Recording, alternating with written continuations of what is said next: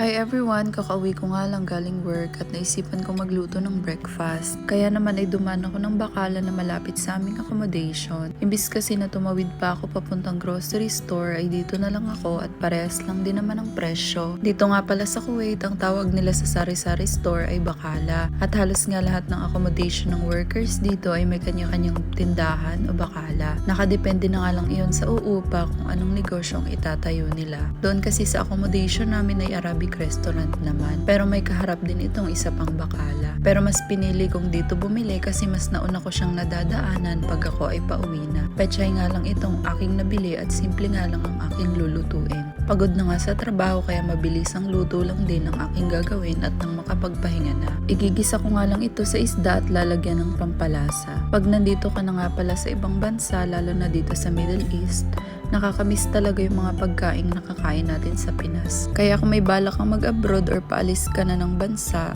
magbaon ka at sulitin ang mga pagkain Pinas na hindi mo makakain dito sa Middle East. Kung dati ay nakakapag-ulam pa ako ng pork adobo, menudo, sinigang at sisig, dito ay hindi na. Hindi ko na din alam kung yung mga binibentang isda ba dito sa fish market nila ay fresh ba. Hindi naman sa judgmental ako pero laki kasi akong probinsya kung saan pagkahuli ng isda ay hugasan mo na lang at lulutuin. Yung talagang masasabi mong ito ay fresh pa. Pero dito sa Kuwait ay halos karamihan ng nakakain ko ay frozen foods na. Kaya naman minsan paitlog-itlog na lang ang inuulam ko. Nagkaka-allergy na din kasi ako sa manok nila dito. Kaya ay iwas-iwas na muna at once a week na lang ako nagluluto. Kailangan talaga maging madiskarte at maparaan ka sa pagluluto ng makakain mo, lalo't nasa ibang bansa ka. Kaya sa nagbabalak mag-OFW dyan na papuntang Kuwait o kaya sa ibang bansa dito sa Middle East, maging madiskarte at panatilihin ang kalusugan dahil may naghihintay sa ating pamilya sa Pilipinas. Hanggang dito na lang at kita-kit sa susunod kong mga video. Kung hindi ka pa nakapag-subscribe ay mag-subscribe ka na at panoorin ang aking journey sa pagiging OFW ko dito sa Kuwait.